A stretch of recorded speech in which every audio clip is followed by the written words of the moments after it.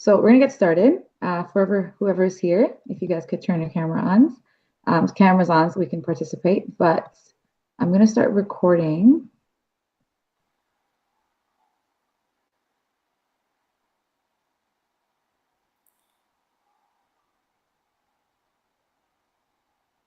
Okay, awesome.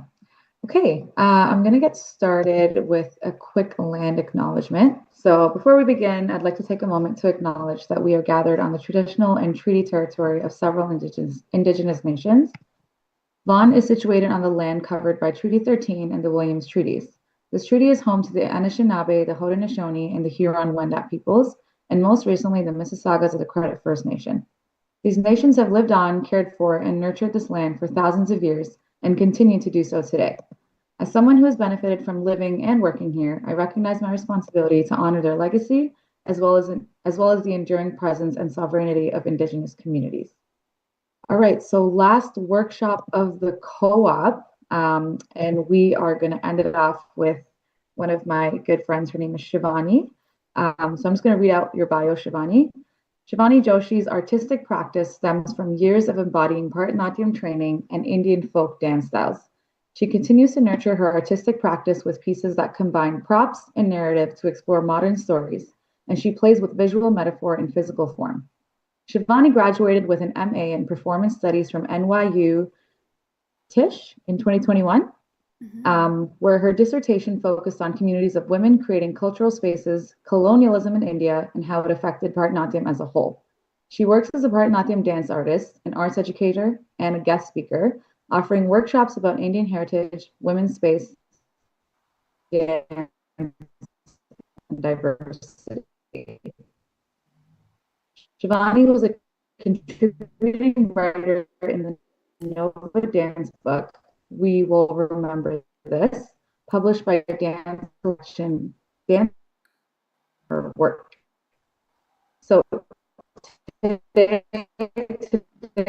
workshop is more so catered towards the strategic planning as artists. So it's a workshop artists learn how to approach their career goals and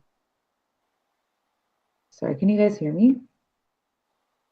Am I Yeah, frozen? Perna, if you're lagging a lot, you might want to turn off your camera. Might get better. I hope not. Um,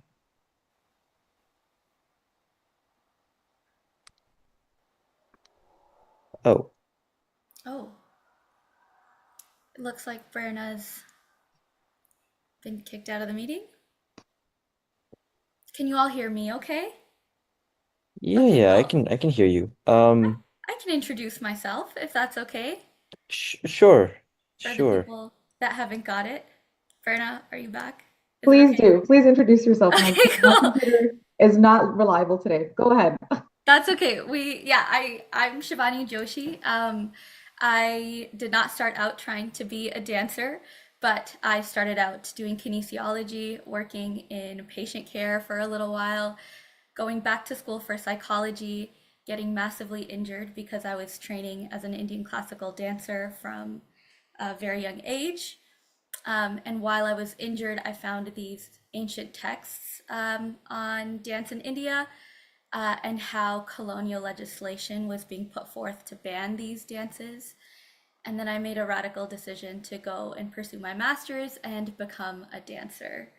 I did my master's in 2021, and by 2023, I was able to get a leadership position in the contemporary dance space and be working as an artist full time. So that's where I'm calling in from today. And hopefully, I will be able to give you some tricks and tips to get you started on your journey. But I can really only be as useful as you want me to be. So I really encourage you all to participate, to ask me questions, to ask me about what kinds of moves I made. And today I'm going to be talking about strategic planning and even more so than that, just being strategic in an unstable industry where there's no set plan for how you can move and how you can be successful. So let's get started. I'm going to share my screen and You can let me know if you can see everything. Cool. Can everybody see this? Thumbs up or say something. Hugo, I see it. anybody? Yeah, I can see it. You can see it. Okay, great. Okay, so we'll start off talking about what I think are the basics of what you need to have before you create a strategic plan. For me, that means that you're maintaining your artistic growth intentionally, you're working on your practice every day or as often as you possibly can.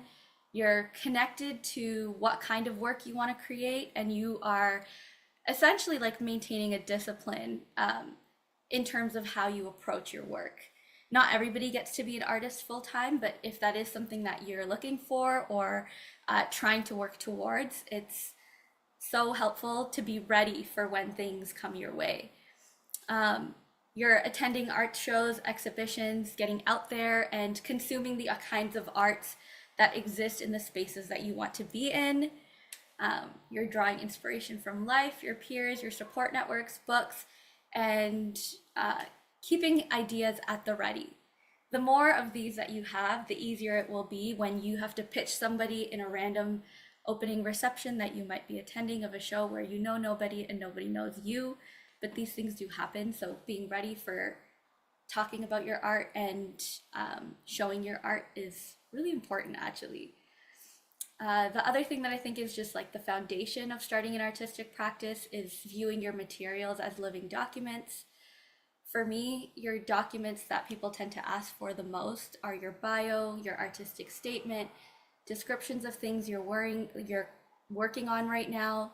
And I think all of you are working on your capstone projects, so that is included. But continuing to fiddle with what the words are around the art that you make is important because people will believe those words. So choosing the right word and being sophisticated in the kind of language that you use to talk about your artistic practice and your artistic product is really important. And for myself, for example, I maintain different versions of all these materials. I have 4 different versions of my bio, depending on whether I'm sending it to a museum, I'm sending it to a theater for a dance show, whether I'm sending it for a teaching workshop that's art related or business related, etc., etc., etc. And you might find that you don't have much to put in your bio if you're starting off your career, but as you have new projects that come through, adding a sentence in about that every single time and maintaining a discipline around having updated materials will serve you very well. Finally, having a strong understanding of what you want and taking care of yourself. I want you all to dream big.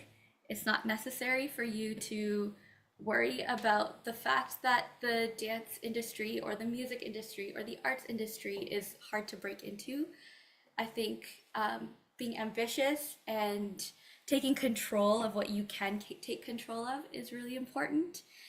And finding ways to be ready for things that happen, keeping your motivation high, taking care of your health, and putting yourself out there is really important. So this is like the foundation of what I think puts you in a place to start off strategic planning, because you have all the things that you're ready to do kind of in your back pocket at any given time. And in the art space, having things in your back pocket for a last minute show or doing somebody a favor and coming to take on a gig that somebody else canceled on, those kinds of actions can really push your work ethic really far. Okay, so let's talk about your most valuable resources. For me, what I believe that to be is time. The more time that you put into your practice and around your practice, the more you're going to get out of it. I really believe that having information available to you is crucial. So, for example, knowing what kind of person you are and how you want to participate in the industry can be the make or break on how many opportunities you get, where you get them from, and how often you get them. I'll give you an example of this. I don't update my Instagram ever, really. I don't have a website. I don't maintain a strong online presence, and yet I'm working almost constantly. So for me, the information that I have is internally, I know that I don't like social media. I know that it's something that is spoken about in a lot of workshops. I know that people really tend to push social media as a place where you can get a lot of gigs, paid gigs, and opportunities. The other thing that I really understand about myself, and that's why a strategic plan is so individual to you, the thing that I understand about myself is that I make really meaningful connections when I'm in space with people. I know that in a conversation one-on-one, I can pitch myself really, really well. That's a strength of mine. It may not be a strength of yours. So that I know if I go to an external place, if I go to an opening reception or another workshop that I'm at, that I'm most likely to get the kinds of gigs that I want through word of mouth. The people who are buying my work are not looking for me on social media. They are looking for me in different places. So for me, information is about, it's really individual. It's really about understanding what your strengths and weaknesses are. This can be done through a SWOT analysis or all of those fancy corporate things that people tend to bring into these workshops. For me, I think it can be in layman's terms. Things that you know about yourself, things that you like to do, that you like to talk about, that you like to share with other people, and finding the right avenue to share that information, for example. Another external, internal example that I can give is that internally, I know that I'm a really strong grant writer. I did a master's degree in writing, but externally, I know that the funding that exists at the federal level, municipal level, and provincial level is about to be cut by 15%. The amount that people will be looking for funding opportunities, I mean, the success rate is like 12 to 15% for any grant that we write. So where can I put my writing, or where can I use this strength to get more work? For me, that's positioning myself as a writer for other people. So I get to write about other people's creative processes, try it out for myself, and essentially write articles and publish them and get paid that way. So for me, the internal and external understanding of the information that's around you is really about seeing where the opportunities and avenues exist for you to make an innovative path for yourself. Metrics. Metrics are really important. Most artists don't track their metrics. For me, I know that, and this is common, I think, in the art space. Maybe it might be a little bit different for the music space. I obviously come from dance. But I know that if I'm applying to festivals, exhibitions, arts opportunities, calls for artists, that I, especially when I was starting out in 2021, right in the pandemic or out of the pandemic, just after lockdown, the success rate was like I would apply to 20 applications and maybe get one or two.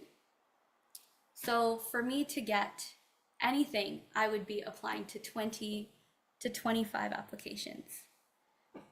As I got better at writing and as I understood better how to articulate what my projects were, that changed. I might be able to get one or two things in every 10 things I write.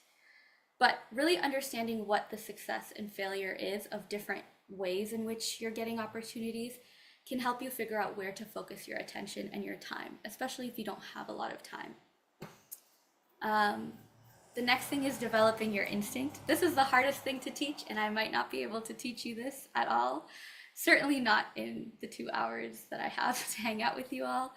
But developing your instinct is really about critically thinking about every single thing that comes your way, how you feel as you're doing it, who you're connecting to and relating to as you're doing it, and drawing connections over a broad period of time. It's finding patterns that tend to work for you. Some of my friends don't get any of their work through word of mouth. They get it exclusively through social media. It's really, really a personal thing. And then finally is your mindset.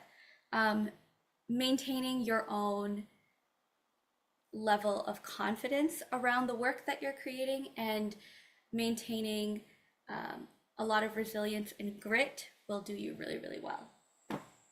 That being said, don't be afraid of entering an art space, or don't feel like your work isn't ready yet. Even if your work is half done, you can put it out there and send it to somebody. Be bold with what you're doing. Don't ever feel like everything needs to be completely done before you send it out or share it. Yes, somebody raised their hand. Yeah, I was just wondering about instinct. Would you summarize it as like a subconscious knowledge of the game or the industry that you're in and just your surroundings so that you can quickly make decisions without having to really logically think everything through? Yes, and I think that instinct has to be something for me that even though it's something that is subconscious, I don't think it starts out that way. If you don't ever critically examine the things that are coming your way, you might not develop a nuanced instinct. And instinct can also be like a good taste in art, like things that you know you like, choreographers that you know you want to work with and pursue. So I do think instinct is subconscious, but I also think that if you make the time to look at it or self reflect or really bring an awareness of it and bring that into the conscious space of how you feel when you work with certain people, or how you feel when you work in certain processes, how you feel when you do live sound versus this project versus that project, over time you'll be able to get to that moment where you can make snap decisions. But when I was just out of grad school and deciding to pursue art full time, my instinct meant nothing to me. And my instinct was also wrong a lot of the time. And that's okay. It's also a good thing to just step out of your comfort zone and see what that brings you. But I do think developing like a strong sense of instinct that's quick and that is like really grounded in your body takes a lot of time. But the closer you look at it, the quicker you'll find that for yourself. Does that So make it's sense? yes, it's learn. So it's critically examining everything so that you develop your instinct and then also reevaluating your instinct to see where it may be flawed, kind of thing. Yeah, yeah, Okay, that's really interesting. Thank you. yeah. And now I have a really strong instinct where it's not something I need to think about often. At the beginning of my career, I would leave interactions really thrown off by how I felt and not understanding what that feeling was, or like what that emotion was, or did that person like me or not like me. So your instinct, especially early on in your career, I think can be skewed by things that you don't know yet. So that's just my take. Okay. Hello. All right, let's talk about strategic planning. First and foremost, strategic planning needs to serve you. It can be something that you write down on a paper napkin. It can be something that you write down on a whiteboard and erase every other month. It can be something that I used to write my strategic plans on these papers that come when you buy mugs, and they wrap them for you. So it's not something to get too precious about. You should be working on your strategic plan or your roadmap for yourself often, scribbling it out, doodling it out, singing it out, yelling it out. All of these things are okay. And it doesn't need to be linear. And I think in the arts, there's this like preconceived notion of like, we've made it. We've made it. Yay. That sometimes happens, and that often does not happen, because once you've made it, there'll be other things that you want to make it to. You might go back to a project that you thought you hated. I thought I hated teaching. I love teaching. I go back to it often, and I just realize that I need to take breaks when I do it. Or sometimes you'll find your way back to something that, back to a choreographer, or I guess maybe a producer or a curator that you want to work with. So always be thinking about your career as it spirals outwards and allow other things to come to it. A strategic plan is not the same as being strategic. A strategic plan is a roadmap that you make for yourself with things that you think you're going to pursue. Being strategic is responding in the moment and being adaptive to new information that emerges. Being strategic is very, very important. A strategic plan works best when there's room for fluidity. Some of the projects that have been the most interesting have existed outside of dance for me, when I got to work with live musicians, or when I got to present my dance piece at a visual art exhibition for which I got paid but didn't even need to really be there because it was done through projection. So I used a visual meaning and a visual medium to kind of like connect dance to a lot of people. So a strategic plan works best when you're not so locked in. It's just a narrow kind of path that you're taking. It's about finding patterns, and you find patterns when you ask a lot of questions. So I'm hoping that you all have questions to ask me. And strategic planning works the best, the absolute best, when it's closely connected to your practice. So one of my mentors and the people who I work with, Nova Patacharya, is an amazing and really well-established contemporary dancer, and she always says art from the heart. If you make your art in a particular way, you can make your strategic plan come from there as well. I was her writer in residence, and I wrote incessantly about her creative process. Some of the works that she did would deconstruct the classical dance form, and I later found her deconstructing the way the dance industry works as well. She used to have these amazing workshops and residencies that she would design with the theme of deconstruction. So always use your art when you're making these kinds of plans. It doesn't need to be so corporate, although it can be if that's what you want. All right, brainstorm for what you want to do with a very wide net. I say if the application is free, you should go for it. One of the stupidest things I did was right out of grad school in 2021, I applied to be the artistic director of Moon Horse Dance Theater, which is a dance organization for people who are 60 and older, elder artists. I'm obviously nowhere near their age, and I was applying to be the boss of all of these people. But there was a reason why I chose to do that. When you apply for opportunities that exist within an organization, there's usually a hiring committee, which means 8 to 10 prominent artists will be viewing your application and interviewing you. So when I did that, I had basically an hour to an hour and a half of free time with 10 of the most established artists that existed in the dance industry. And by the end of the interview, I knew I wasn't going to get hired, but all of them knew my name, what I did, what I was interested in, and where I was looking to go. So it was a bold choice. It was definitely not the safe way to go, but it did actually yield a lot of positive feedback and also opportunities for me. The other thing that I would think really strategically about is what skills you have in your field and what skills you have that are not in your field but can be coupled with them. For me, I obviously am trained as a dancer, but I did kinesiology, I did psychology, and I did a lot of research around dance. So I was able to position myself as a dancer who writes about dance. And because of that, I got to work with Nova as her writer in residence. And as her writer in residence, I got to dance with her and then write about what that experience was like. So it ended up being the perfect kind of project for me. But if I had just positioned myself as a dancer, there would have been maybe 6 or 7 other people in line who she might have considered. So something important to know about the arts that I think not many people share is that people tend to work with people who they know. You're more likely to reach out to the friend, the peer, the collaborator that you've already worked with, that you kind of have a sense of. People choose the familiar over the unfamiliar all the time. So as a South Asian classical dancer, there aren't that many of us, and the people who already exist in this space would constantly be picked for certain gigs over me.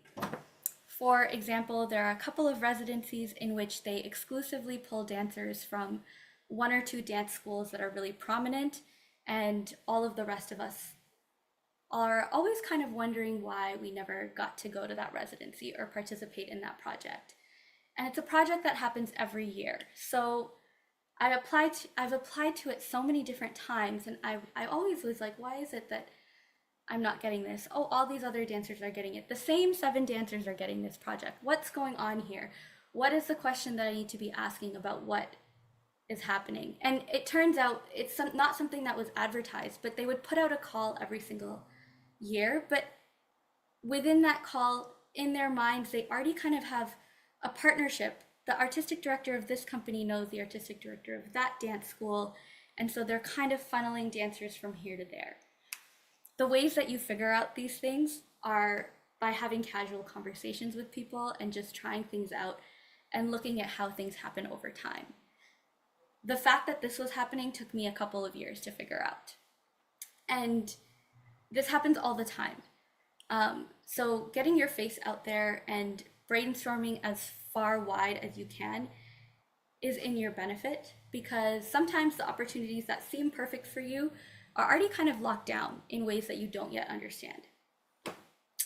So be willing to try different things, and look out for your best opportunities, but also know that there are lots of other things out there that might be better suited to where you are, that might be more suited to your unique propositions that you're offering. Okay, any questions up until this point? Oh, okay, great. One thing that I think is really important is your relationship to the people that you're trying to get work from. So maybe in the chat, it would be good for people to just put in what kinds of opportunities they're looking for. You can just put it as bullet points, but the kinds of opportunities that you would want to promote yourself for, what would those be? Would it be like live sound stuff? Would it be festivals? What kinds of things are you emerging musicians trying to go out for? And what do you think are the places in which you find that? Pop that in the chat.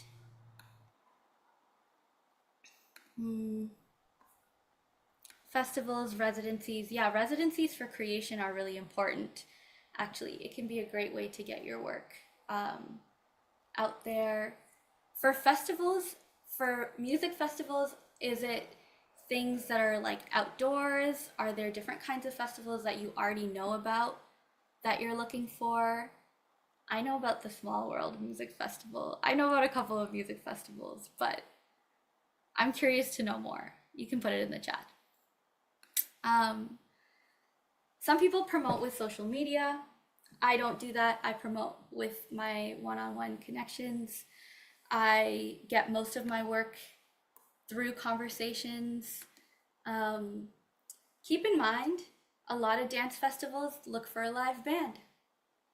A lot of music festivals look for musicians and bands and things like that. But in dance, there's a lot of flexibility, because sometimes festivals are looking for DJs, sometimes festivals are looking for singers, sometimes festivals are looking for different kinds of artistic mediums that might not seem immediately available. Just this last week, I went to a dance improv jam where we were really looking to have musicians who wanted to do improv for us and with us and like respond to how the dancers move. So when you look outside of your genre, you might find things like that. But being clear and having lots of options that you can state is important. So festivals is good, residencies is good, but are you looking for residencies to learn about other people's work? Are you looking for residencies to work on your own stuff? Are you looking for residencies to produce your work or to work on the creation or exploration of an idea? When you write funding applications, those are different. Production and creation can be different. So it's not even just about articulating them, it's about articulating as many of these as specifically as you can. You might not even go for all of these, but when I make a strategic plan, I make a list of every possible combination of thing that I could want to potentially go for. So that can be a site-specific festival, an outdoor festival, an indoor festival, an outside of Canada festival. It can be a dance festival, it can be a music festival, it can be a film festival. I've actually had a lot of luck with dance film. So the more you articulate what each combination of project is, the easier it will be for you to write about it and talk about it and promote yourself in an authentic way. So let's do an activity. Let's just write out a few different words. I'm gonna say a prompt, and then in the chat, you can just put in bullet points, 3 words. So the first question is, what training or genre or specific knowledge practice does your dance or your music, come from? I'll give an example. For me, I come from a training of Indian classical dance, but now I work more in the contemporary space and I combine it with folk dance practices. So put in the chat or write down what those 3 things are for you. And again, the more specifically you can describe your work, the better it is for you. If you can't really describe what your work is, what it sounds like, what it feels like, a curator is not necessarily going to be interested in booking you. So the level of specificity really does matter in how you speak about your work. So write that down for yourself. Just 3 adjectives, 3 things that describe what this is for you, which is what training or genre or specific knowledge practice does your music come from. And if it doesn't really resonate, you're self-trained or you don't have a specific genre that you like to play in, you can write about like how you want people to feel when they consume your artistic work. So if I'm making a piece that seems like it's something, or I want to make people feel nostalgic when they listen to my music. I want people to feel like they're at a rave when they listen to my music. I want it to feel almost absurdist, or I want it to feel, the sound almost classical with a mix of calming, silly, and uneasy. That's great. That makes me really interested to know what that might sound like. As a curator, I'm interested in that. So then the last thing is, what kinds of work inspire you that you use? For me, I use a lot of objects in my work. So I speak about my work as doing duets with objects, even though I'm a soloist. What else does it say? Improvisational, raw, emotionally driven, emo. I love that. If you're gonna use words like improvisational, what does that mean? Give me like a more descriptive thing on what that feels like. Is it like a jazz kind of improvisational? Is it coming from a certain place? Is there a different kind of structure that you're following? Is it solo work or are you part of a band? Are you an instrumentalist or are you a singer? Like, put those really basic pieces of information in as well. Because if I see queer neo-soul full of nostalgia, usually referencing the 90s, I love that. I'm also curious to know if you're doing this on your own or with other people, or in my curator brain, I'm like, oh my gosh, how am I gonna program this person / being / group? So you wanna have the right balance of the feeling, the vibe, and also of what a curator needs to do around what you're offering them.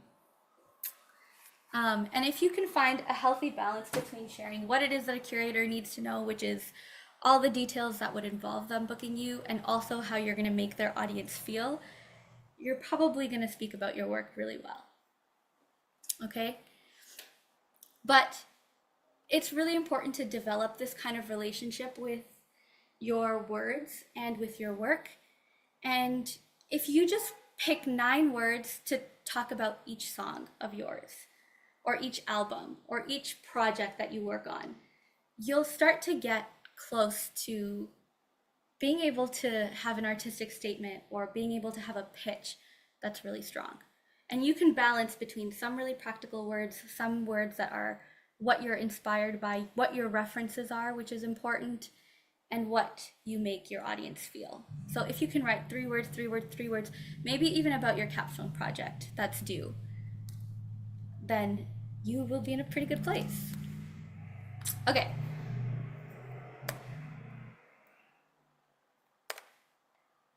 Can you see my screen moving? Okay. How do you typically get hired? This is a question that a lot of people ask who are in the arts industry and also not in the arts industry. So if any of you are getting hired, please tell me how that is. I also want to know. But for me, I can tell you how I typically get hired. So I look really critically at the places that are booking me. For example, if I'm talking about social media, nobody on social media is really hiring me for the kinds of work that I would like to do, which is more contemporary, intellectual, ensemble pieces that are for theater, or solo pieces that are a little more experimental, somewhere in between Bharatanatyam and contemporary dance. The places that usually reach out to me from social media are like wedding gigs, more commercial projects, maybe dance festivals, and occasionally a workshop or two.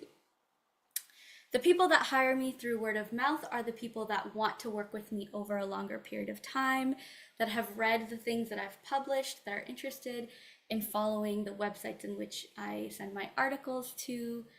And so because I know that I pursue those avenues more seriously than I pursue people who message me on Instagram, it's because the things that I want are coming from there. A lot of nonprofits book me to teach workshops and to do community-based practices. I also teach in schools, and the school gigs I get because I work with a couple of companies that got me into a classroom, and the teachers all talk amongst themselves. And I know that teachers will share what to do about a lesson plan with another teacher when they're in a pitch. So I always know that the people that I'm talking to are not just other dancers, but people from other professions who are interested in the kinds of things that I have to offer their field. So I'm always tracking where my bookings come from. The earlier you start doing this, the better it is for you. If you aren't getting many bookings yet, or you're just coming out of school and you're excited to get started with applying to things, track the percentage of successes and failures. The way that I do that is I have post-it notes in my planner, and I write down every single month like 10 to 15 things that I might want to apply to. By the end of the year, that's like 120 things if I'm applying to 10 things a year. And I just like tick it if I get it, and I cross it out if I don't get it. And at the end of the year, that's how I knew that I was getting 1 or 2 in 20 versus 2 years later when I was getting 1 in 10 of the opportunities that I would apply to. At a certain point, you're going to hit like a plateau. You're never going to get every single thing that you're going to apply to.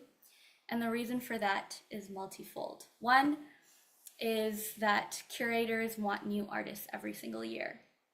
It's not often that you're going to be hired by the same festival every single year. So it's good to know that, every other year I might get booked by this festival, but every year they're not going to want me because their programming is going to look the exact same. These are the kinds of insider things that are really hard to figure out unless someone tells them to you, or unless you're really meticulously tracking how often you're getting repeat customers. Track who's referring you to projects. A lot of the dance things that I get referred to come from people that I taught workshops with, and vice versa. I did like a weird sound gig where I was working as an announcer and I was doing voice work, and through that I got 6 or 7 different workshop options for teaching. So be open to those kinds of things, but track that, because now I know that when I do voice work and sound, people really want me to teach them. It's not something that I would have thought on my own. I'm letting the information that comes to me surprise me. Track how many people are coming to book me again and again after I've got one project with them. Once I do a workshop with them, will they let me do an exhibition? Or if I do an exhibition with them, will they then want me to come back and do a workshop 2 months later? So think about the people who book me for the same kind of project often, and the kind of people that have different programs like museums, that might want me to do different things with them. I'm a Bharatanatyam dancer, like I said, so I dance barefoot. But somehow I got a booking to teach at the Bata Shoe Museum yesterday.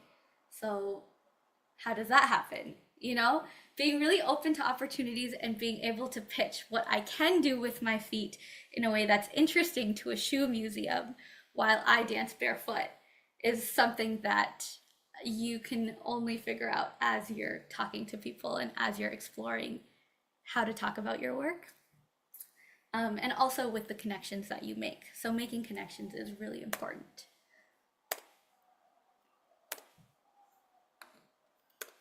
Okay, so these are questions to ask yourself and to revisit often.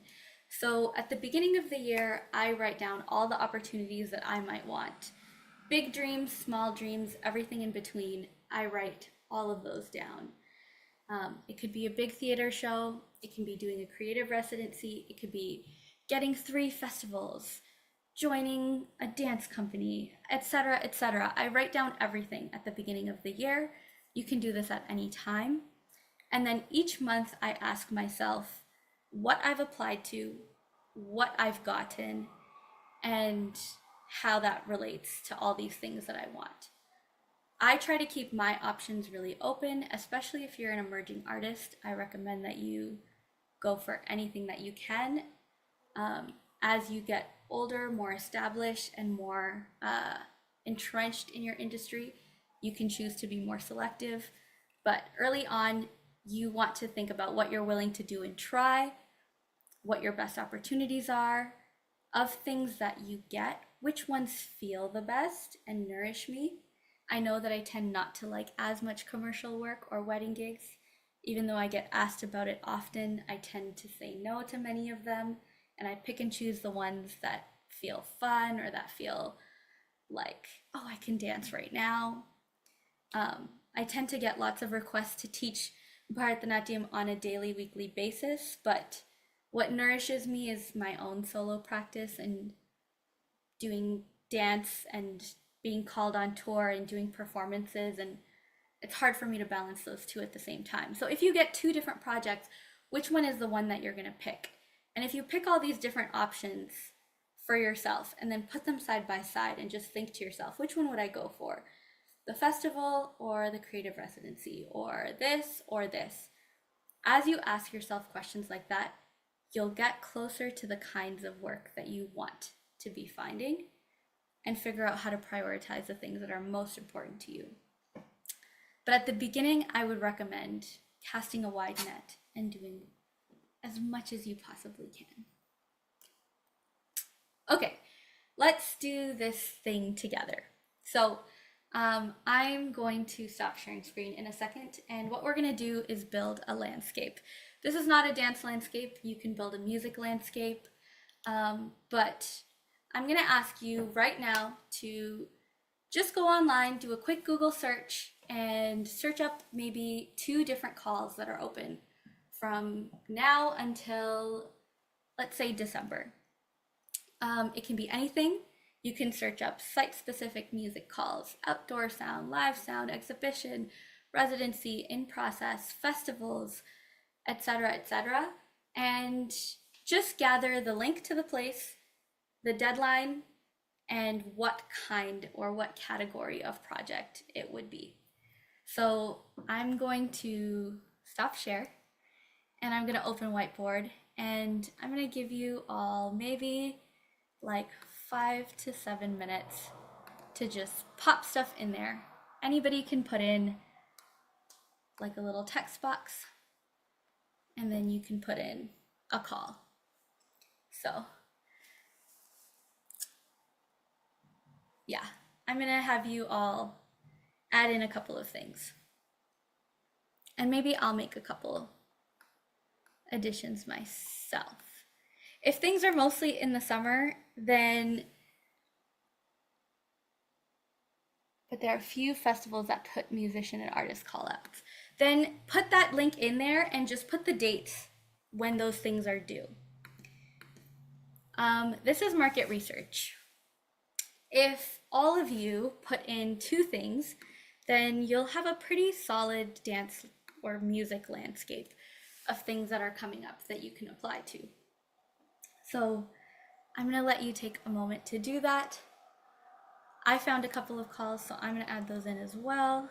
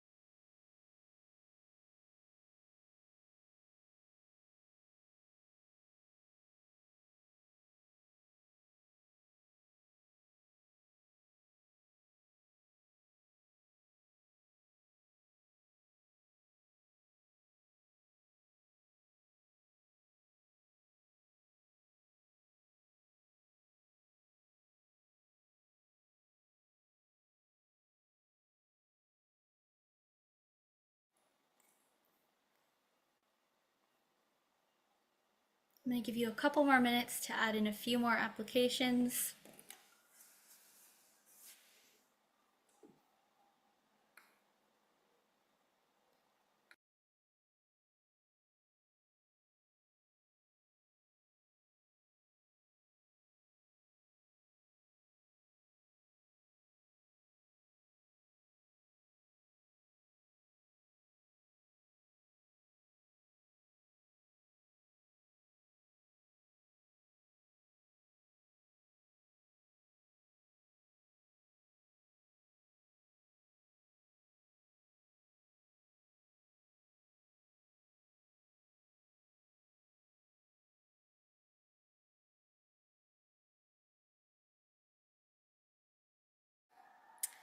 Okay, cool. Is there a way that I can share my screen without closing the whiteboard? No. Verna, did you want to maybe save the whiteboard for yourselves? Save it. Yeah. Give me 1 second.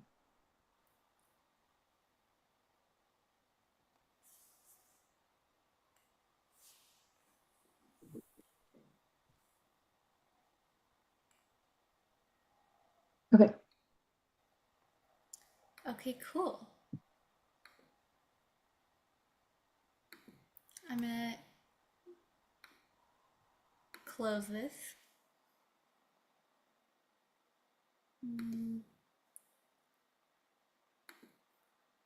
No.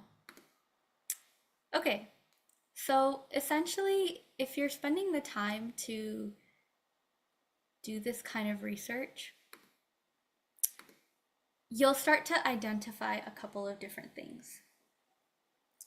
One is that there are lots of things to apply to, and there is no shortage of opportunities that exist for you if you're willing to put in the time to find it. Of course, it's hard to find these things and put the time in to apply, but a strategic plan is only useful if action follows it. So we can do all the planning that we want to do in the world, but just going out for things is probably more important. As you start to look for these things, you'll find things that are probably important for you to know. For example, for site-specific dance festivals, I can give one example, which is ours, Dusk Dances. We put out our call to artists sometime in November. And by December or January, our call to artists has closed.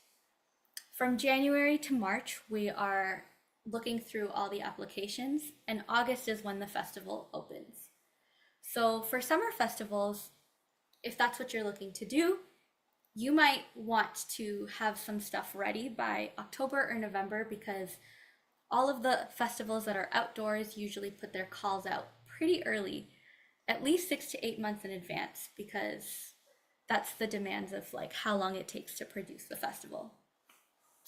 For workshops, if that's the thing that you're interested in doing, or that's the thing that you want to do on the side of making your music, you won't be hired again by the same company for another year. If this organization works in terms, then you won't be hired for another term. So you might want to have a couple of different workshop ideas to pitch to people. If you're looking for festivals that are outdoor versus festivals that are indoor, their deadlines and tech demands will be different. If you're doing sound outside, then they'll be looking for projects that are a little more pared down, that can be more easily teched, and the weather will change everything. If you're doing things that are indoors, obviously you have a more expansive opportunity to push your project through. For creative residencies and for projects that are more based on making or developing your work, the stronger your idea is and the more thought you've kind of put into the structure of it, the better chance you have of getting that. But for all of these kinds of opportunities, if your work doesn't fit the theme, you're not going to get the opportunity anyways. So don't feel too attached to certain things that come along. Allow them to slide by. Government funding comes twice a year, and it can take up to 6 months to know if you've got the grant. So understand that if you want to do a project and you think you're going to get government funding, the project might happen before you even know if you've got the grant. If saving is something that you need to do for making some of your music projects happen, that's important information to know. Some of my projects can be self-funded until the grant comes in. And even for things that pay us far quicker, there can still be a delay. Picking festivals with their theme in mind is really smart, because you might not be, like, sometimes curators will curate without a theme in mind, and they'll look at all of these 40 applications that come in and pick 3 that kind of fit well together. Even if they love your work, it just might not fit with the program that they're going for. So the more extensive dance or music landscape you create for yourself, the more opportunities that you have simply by the way the numbers work. And also it gets you on the map of a lot of different curators.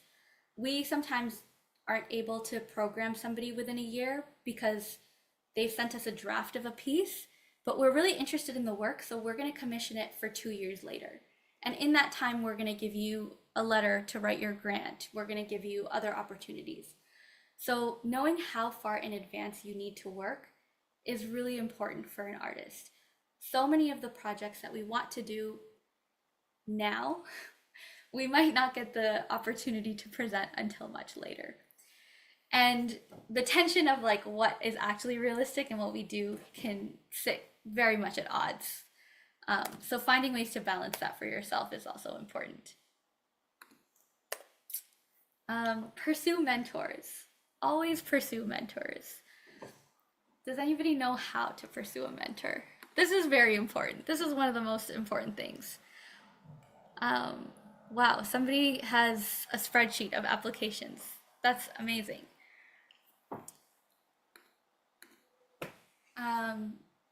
In terms of pursuing a mentor, think about what it is that you want and um, pick people that can answer your questions. Firstly, have questions for them. They're not going to be able to help you. The first question they might ask you is, why should I mentor you? And you had better have a good answer to that question.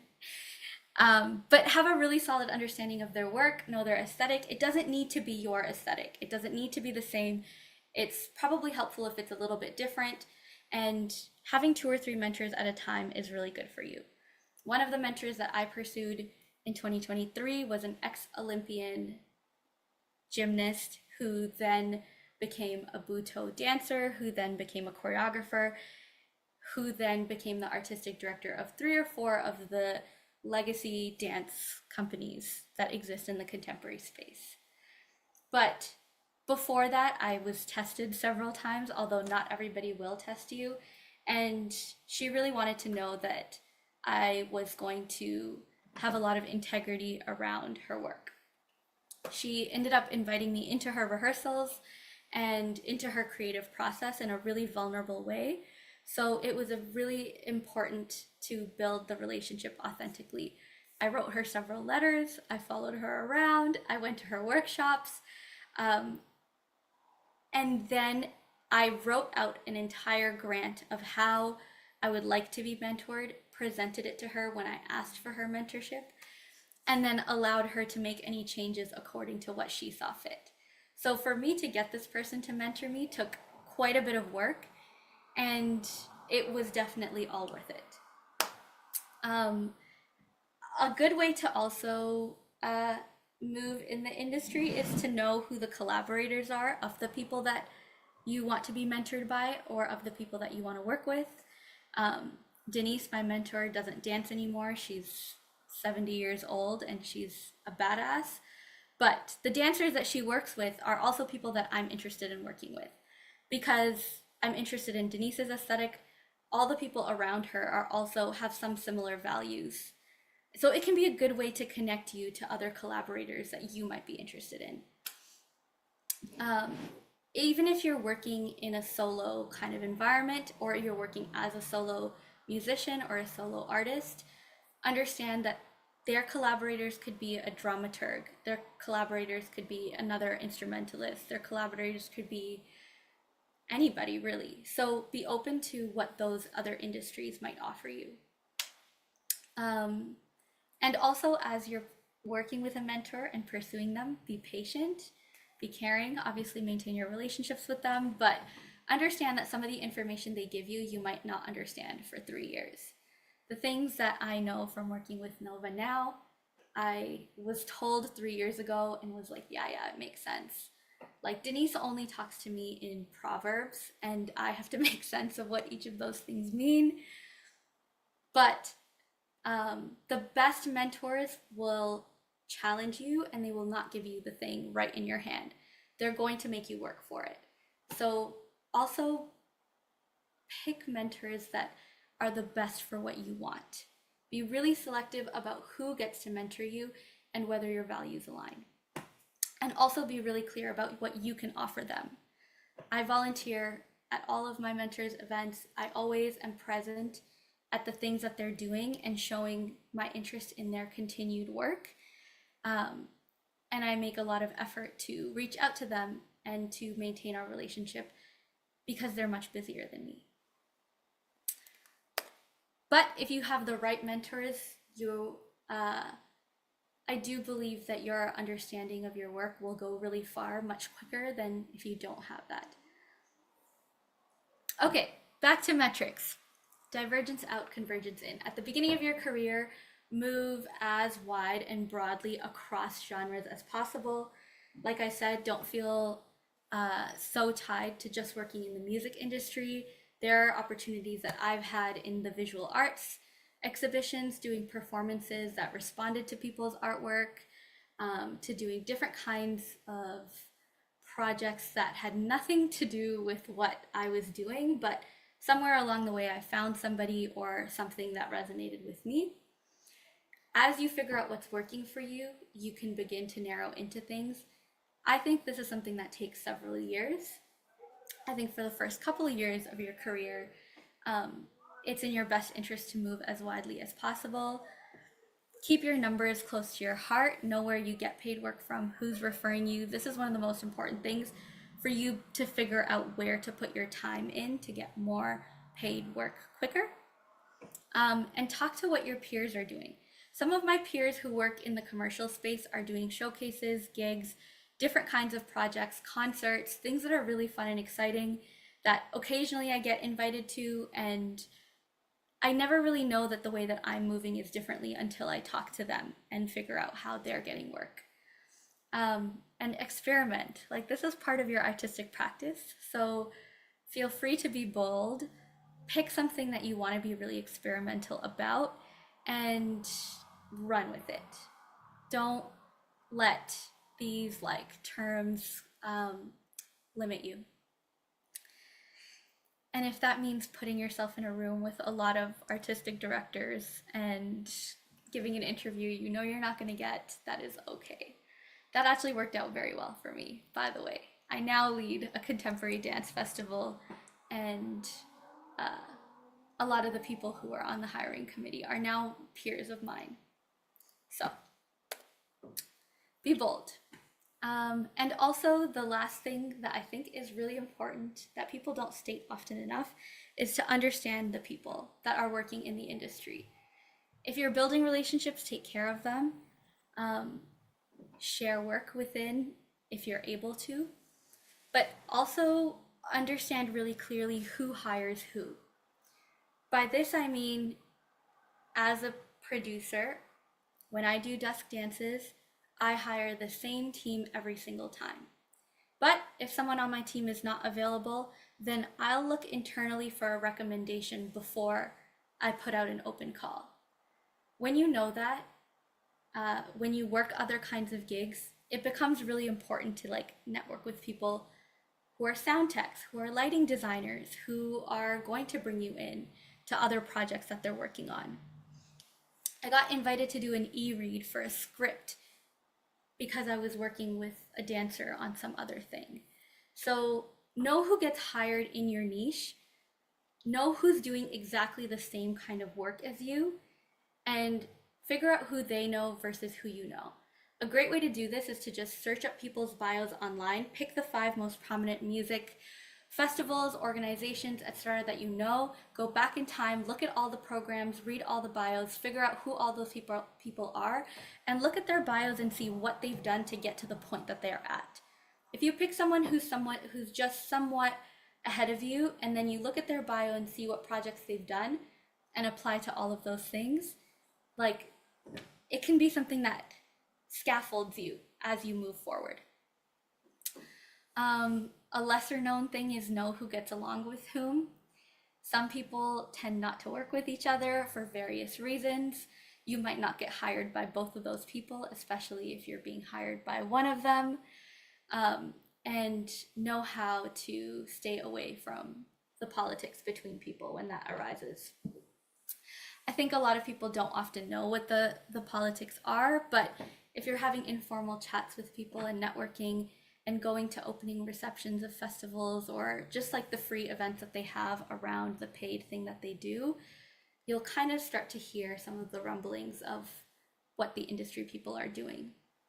And once you know that information, keep it to yourself. First of all, be professional, but also that's the reason why I know certain people are not going to hire me, or they're going to pick the people that they know first, or they're going to hire from this dance school before they come and look for a classical dancer who's just freelancing out here. So those little things can be the thing that separates you from getting hired and not getting hired again and again and again. And make sure you're nice to the other people around you because they all talk to each other. If I'm mean to one lighting designer, no other lighting designer is going to come and work for me. They're all friends. So the arts industry is quite small and people definitely talk. So make sure that your reputation holds up. All right.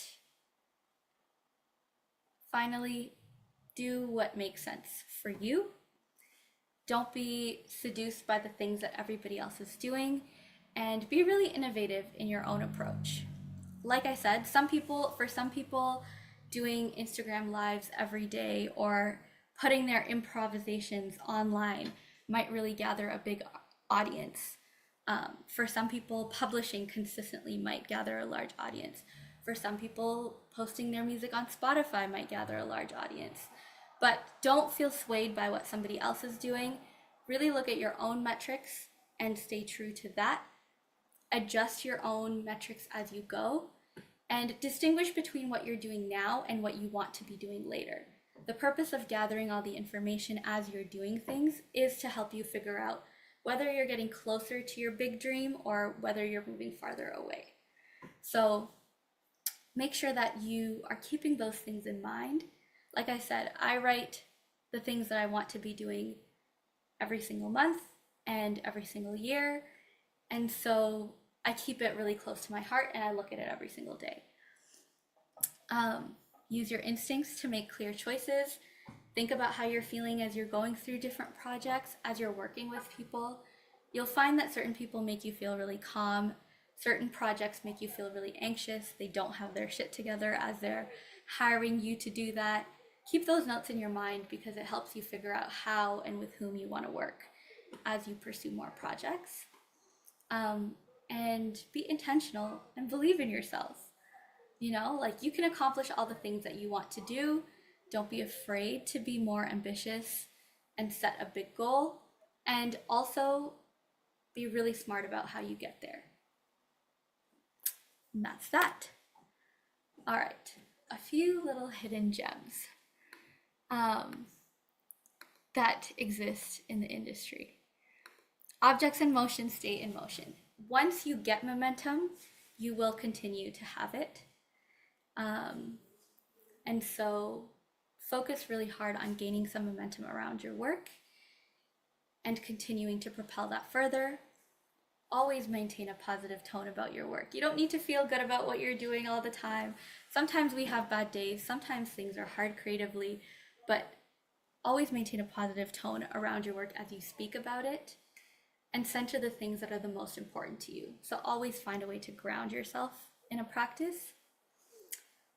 There's a marketing rule of sevens that I really like, which is it takes people like 7 times of seeing something to buy. It kind of is the same in any of these industries. It takes a lot of you being around for people to be like, who's that person? Like, why are they at all these events? Do I know them? Should I know them? Are they talking to people? So make yourself visible in the ways that are important to you, but also understand that visibility takes time and it takes numerous occasions to build. And so be consistent with that. Follow up with people that you've worked with in the past. There are always people that are referring me to new work that I've worked with like 4 or 5 years ago. Be generous if you want to receive generosity. People will always remember things that you pushed them towards or that they threw your way when they couldn't do it. Track your wins, reward yourself, be bold for what you want to do, and always go for a walk before you write an application. Get your blood moving. It's actually neurologically so good for you to take a walk before you start to think through complex tasks. And so if these applications and things that you might be going out for are hard to think about and hard to put into words, make sure you get active right before you do them. And that's pretty much all I have to say. Does anybody have any questions?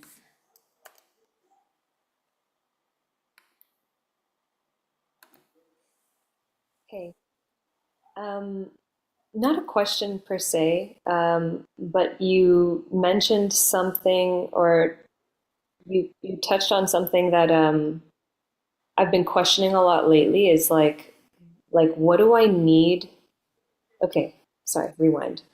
I had a phone call recently where someone was like, "Hey, how's your music career going? I remember you from 2 years ago. Like you had a really unique quality about you and I saw something in you." And it it made me feel like really good that he remembered me, but it also made me feel like, oh my God, what am I doing? Like, I haven't done anything since the last time we saw each other. Even though I have, it's just like this feeling that like I haven't accomplished anything super significant, Mhm. and this person believes in me, and I want to. I believe in myself, but like not hard enough all the time. So I was thinking like, how do I keep this fire like on a daily basis? Like, do I need to get a tattoo? Do I need to put up posters everywhere? Do I need to like what do I need to do so that I stay in this so that I can keep this sense of urgency that this phone call gave me. Um, so I think you're onto something as far as like all of the plans that you're constantly making and like revising and um, yeah, and I like the whole like monthly, like to have a monthly check-in with yourself. I think that's super helpful to track progress and track like, did I do any applications this month? I guess not. I guess that means I should really do some applications this month, like Mhm. stuff like that. So, yeah, I guess, are there, like, when did you start doing this? And like, yeah, I guess the effect, I don't know if you want to elaborate more on kind of Yeah, how you yeah. started this. I can talk about that for sure. Yeah, it's really hard to stay motivated over a long period of time. Um, in my first or second year of doing art, like full time, I would say, I was really only getting like the barest of the bare minimum projects to do. And I was applying to so many things. So, of course, it's hard to maintain that sense of like motivation, that urgency to move forward, to continue to do things. Um, but like one of the things that was important was that I started my full-time practice as an artist during the pandemic, which kind of seemed like I shot myself in the foot because there were no gigs, nobody's hiring, we're all in lockdown, all this stuff is happening. But the real upside to that was I was applying at a time when nobody else was. So when everybody else was looking for stable jobs and all of these things, which I was also doing, of course, um, I was like able to get my name out there. And like you said, people come to you like 2 or 3 years later and remember your sound. And if you don't know what to say in that moment, you can always talk about something that you're researching. People always want to know what the creative process is like of you making something. And so if you can stay connected to that in a way, like for me, my artistic thing that I'm researching right now is my next piece, and it's taking me 3 or 4 or 5 years to make. But whenever people ask me what I'm working on or if there's something I'm doing, I can tell them that I'm researching this thing. I don't know how it's going, but I'm really interested in how we can make a dance that is meant to be seen from above and all these things that I might say about that particular piece. But the most important thing to maintain that level of urgency for yourself is to make the process of planning your career out joyful. If it's not fun for you to do, you're not going to do it. So, whenever I do my strategic planning, one, I always do it standing up. I never sit down as I do it. I always keep it moving. I put stuff on the walls. I use markers. I use crayons. I use all of these things. I buy myself a treat. I center it around like an activity of joy for myself. And because I know I'm doing this every single month, I also have developed this mindset of like, none of these opportunities are going to make or break me. All of your work is more than that, and all of your work exists at a much higher level for you than this one opportunity. And so I tend to send in an application and immediately try to forget about it. Then, if I hear back, it's a surprise, but I don't follow up with the things that I'm doing necessarily. And some people might tell you that you should follow up with people, and that might work for them. But for me, the easiest thing for me to do is like, I'm applying to this thing and I've forgotten about it. And once I get it, I get it. If I don't get it, it's fine. So everybody's tricks for themselves will be different, but you kind of have to find tricks for yourself to like stay close to these things. And if you find these tricks and they start to work for you, then it's healthy for you because you're a little bit emotionally detached from the outcome. So you can keep your momentum going for longer. And yet you still feel this sense of joy around the planning of these things that you might get, that you want to get because you actually do want to be an artist and you're here because you want to make art and because you are creative and because you are so exciting and interesting and joyful and wonderful. And so I actually dedicate a lot of time to finding those tricks for myself. For me, those tricks are on Fridays, I try to read and not work. Every month, I try to take myself on a little artist date, whether that's like to a show or to an exhibition. And every month, I try to get a coffee with somebody that I'm interested in. And it doesn't happen every month, but even if it happens once a season, that's enough to kind of keep me going. So find ways to engage with the artistic practice at the core and build everything around that. And that might help you stay close to your work. Yeah, that's great. I even just love the phrase like stay close to your work. Yeah. Because yeah, I feel like all of these practical things, business related things that we have to do kind of like puts a wedge between, or like it can feel like it's putting a wedge between the joyful part, which is the creation act, and the satisfaction of sharing it and exhibiting it. So we have to make the act of applying and planning also joyful. Yeah. Yeah. Yeah, you can sit down with a glass of wine when you write an application. Like, we're not going to know as curators that that's what you were doing, you know? Or, like, there are some applications I've written that way and they turned out okay. Don't edit it on the same day you write it, maybe, but there's lots that you can do.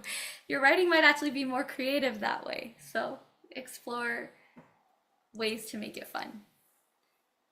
That's Any other great. questions or comments or scenarios?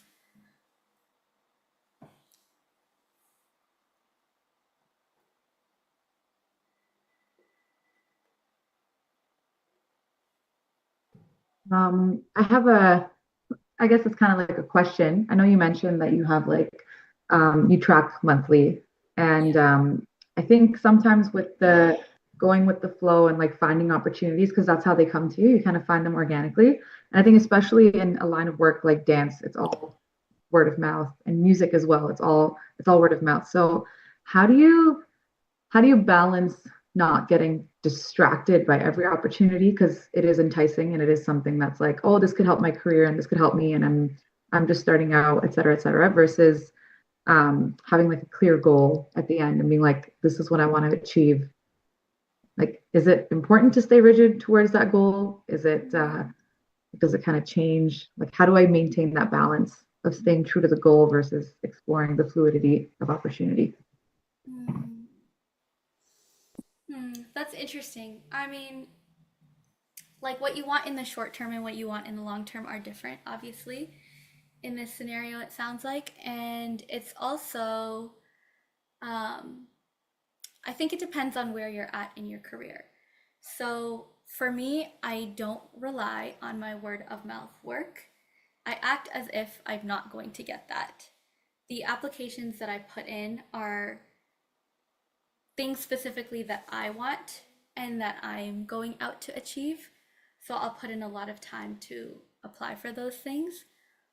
Um, Once I get a couple of opportunities and I think that they're going to conflict, that's the moment when I make a decision of picking one or the other. For me personally, in the first couple of years of my career, uh, I was like, and maybe this is not the healthiest thing, so maybe don't do it. I don't know. But for me, I was very committed to pursuing arts full time, and there was a lot of pressure for me to be successful or else like do something else. From my family and other external factors, there was a lot of pressure that made me feel like I needed to be successful very quickly. And so I was moving in that way for a reason. For me, the more that you take on that's like not feeding you or not nourishing you, it's okay for you to take that on, but take it on and make an experiment for yourself within it. So sometimes I do a lot of like commercial gigs, and I'm not particularly, I like doing commercial gigs, but they're not like changing anything for me that are super drastic. You're just doing Bollywood songs or something like that. Within those kinds of tasks, I have like a secret experiment for myself of what I'm trying to figure out.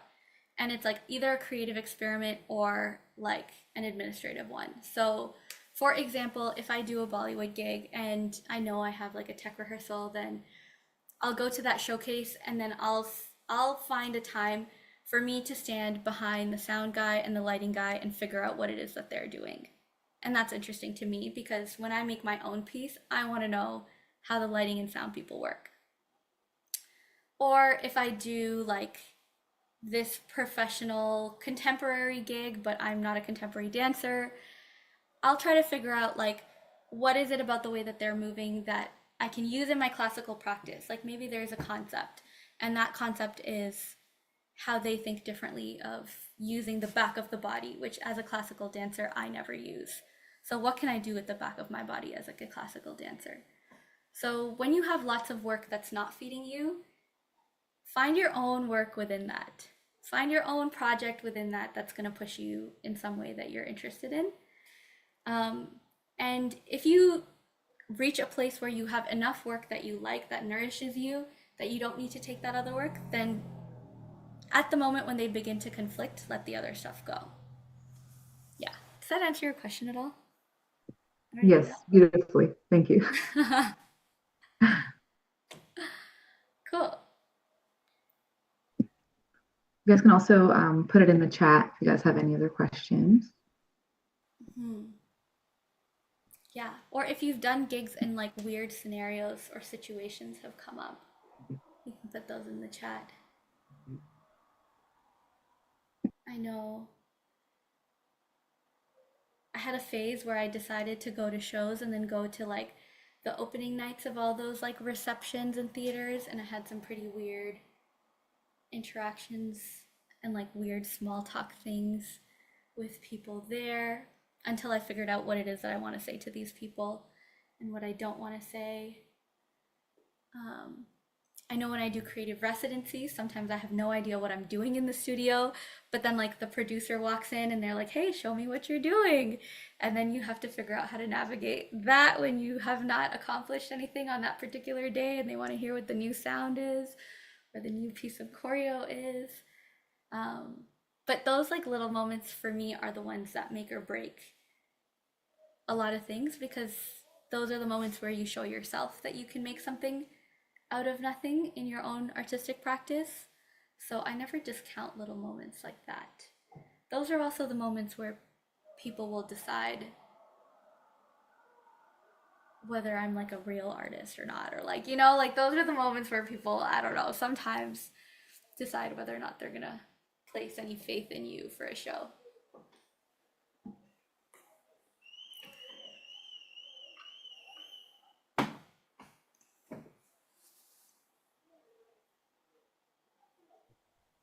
If we don't have any more questions or comments or concerns, Shivani, if you have any like closing, final like advice or anything you would like to offer, and then yeah, we can start wrapping up.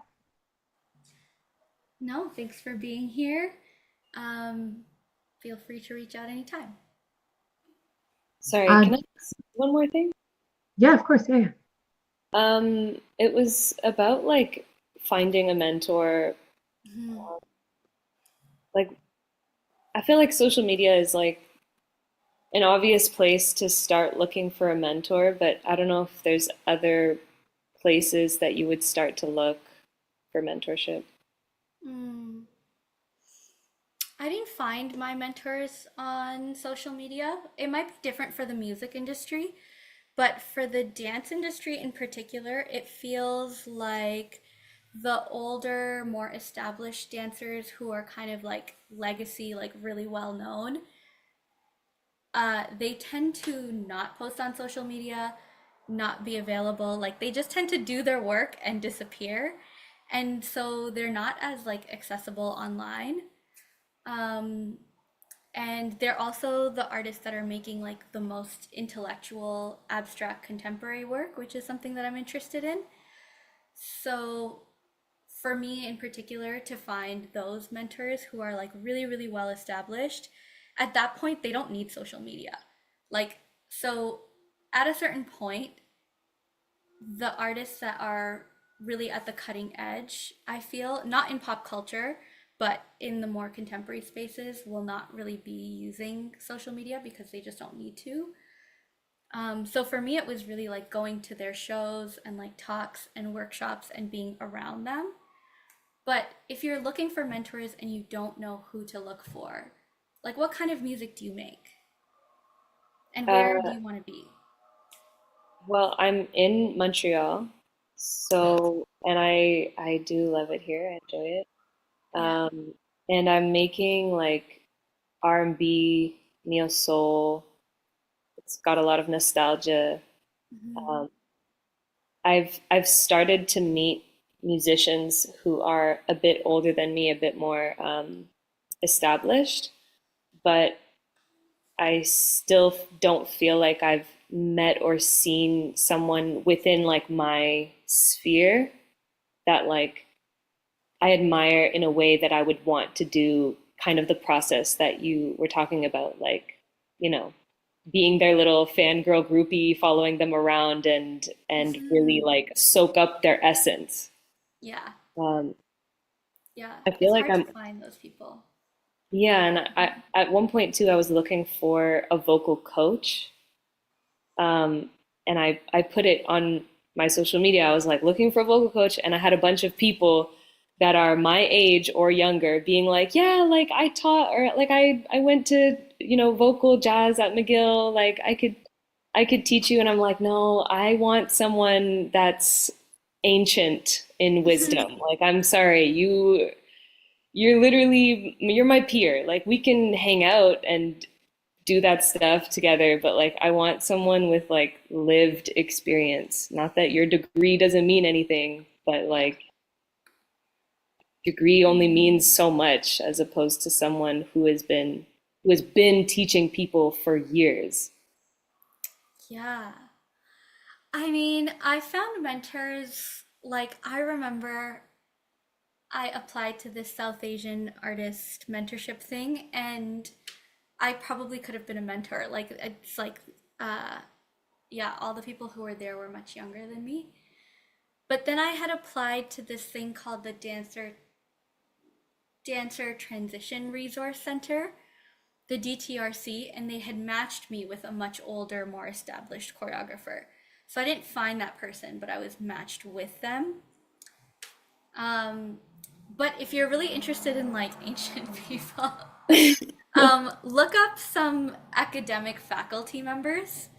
Go to see like the professors that exist in the universities around you that are doing that are in the arts programs, but also uh, don't be tied to Montreal. Like if there's other places that you're willing to travel to that are a city away or a few hours away, you could do like a Zoom mentorship with people. I did a Zoom mentorship with a career coach actually, who is a psychologist, and she really helped me figure out what it was that I wanted to do. Even though she had nothing to do with like dance or art, she knew nothing about the dance industry at all. But she just gave me some like general mindset and other kinds of like advice.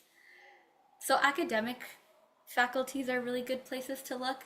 And if you're looking for a vocal coach who's not a singer, but who comes from a place of like writing and dialogue and you're interested in that kind of thing, then I'll send you a recommendation of someone to reach out to.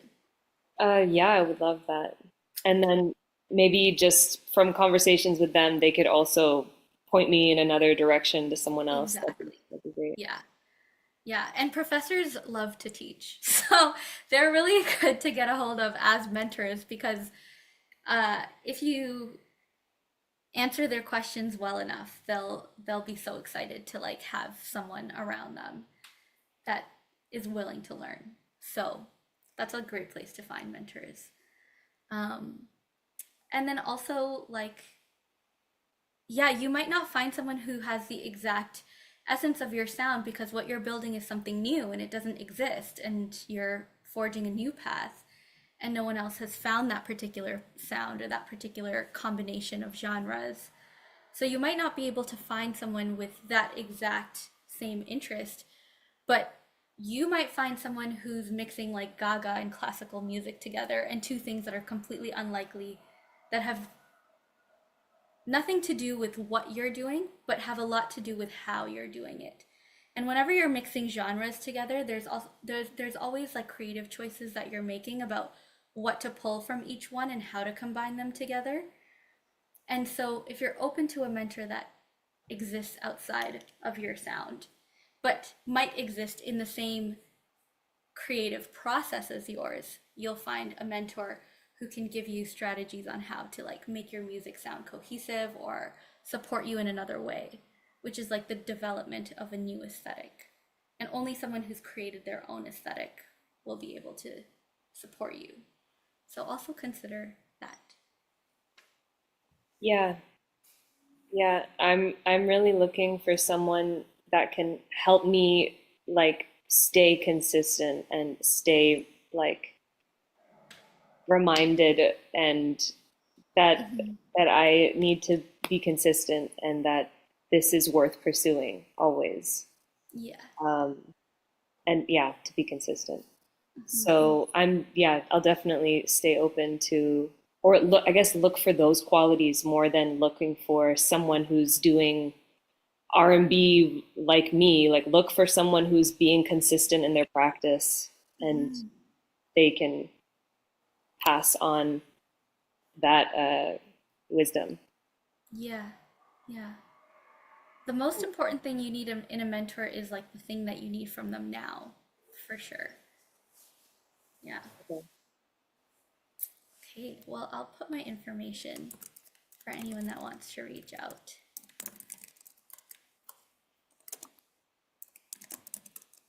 And if there are any other questions, then I'm open to answering them.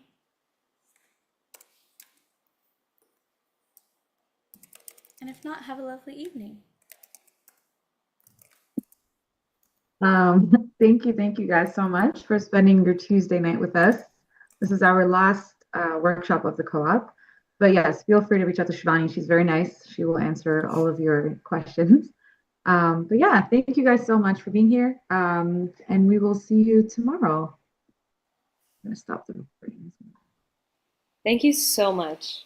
So much. Of course. Of course. And if anyone has any